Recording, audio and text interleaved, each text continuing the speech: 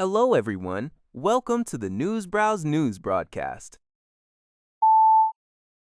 NBC News reports that President Donald Trump announced late Friday that Abu Bilal al-Minuki, the second-in-command of the Islamic State group, was killed in Africa.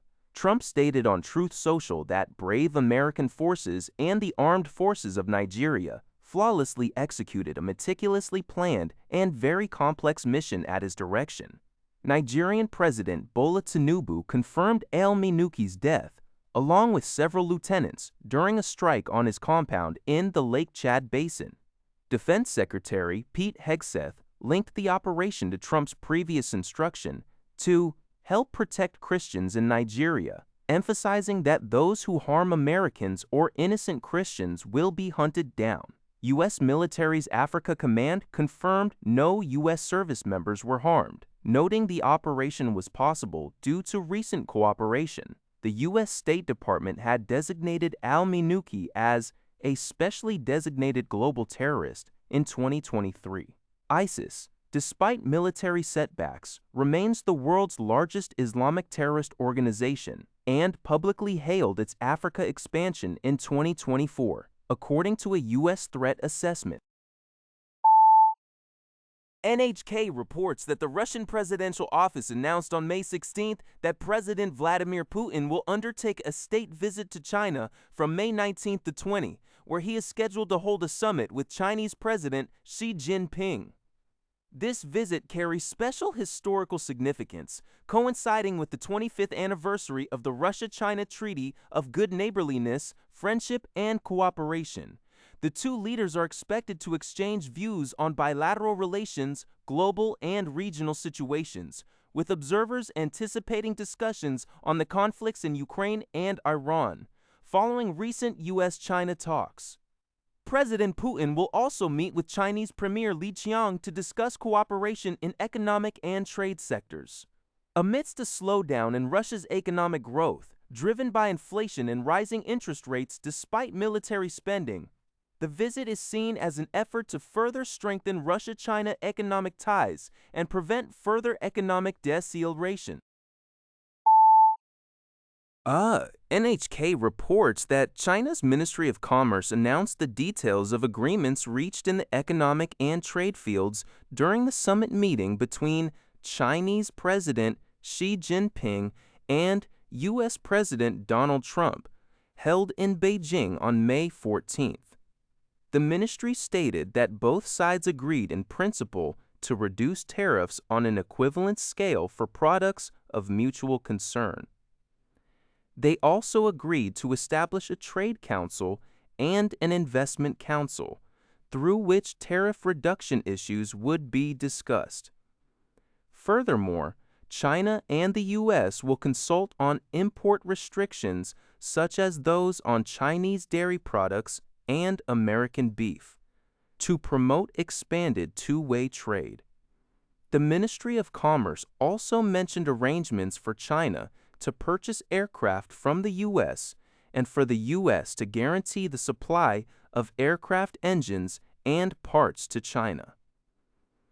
President Trump had previously stated that agreements were reached for China to order over 200 Boeing aircraft and purchase billions of dollars worth of U.S. soybeans.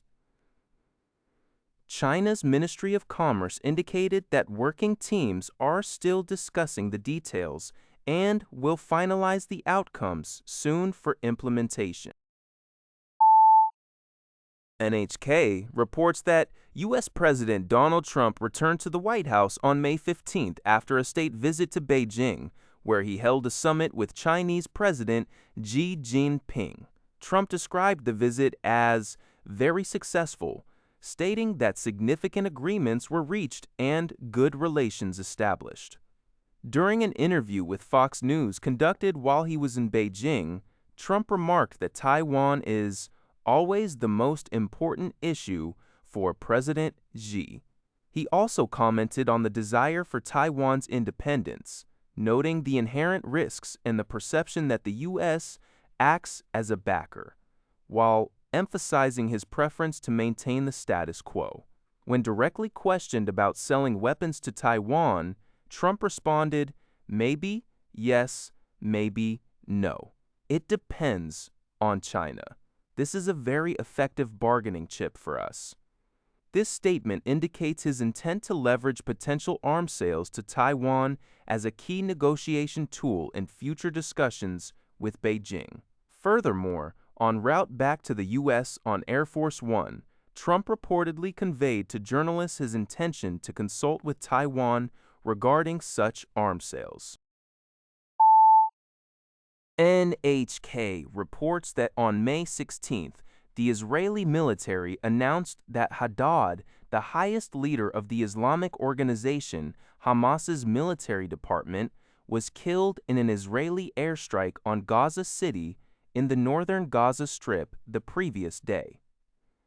The Israeli military stated that Haddad was one of the masterminds behind Hamas's October 2023 raid on Israel and was involved in commanding and executing the attack. Furthermore, they claimed Haddad had recently been working to rebuild Hamas's operational capabilities. Israeli Chief of Staff Samir called the killing a significant achievement and indicated that military operations in the Gaza Strip would continue. While Hamas has not yet issued an official response, Reuters reported that a Hamas official confirmed Haddad's death. Despite a ceasefire taking effect last October, a U.S.-led peace plan, including the disarmament of Hamas, has made little progress, and Israel has increased pressure through intermittent attacks.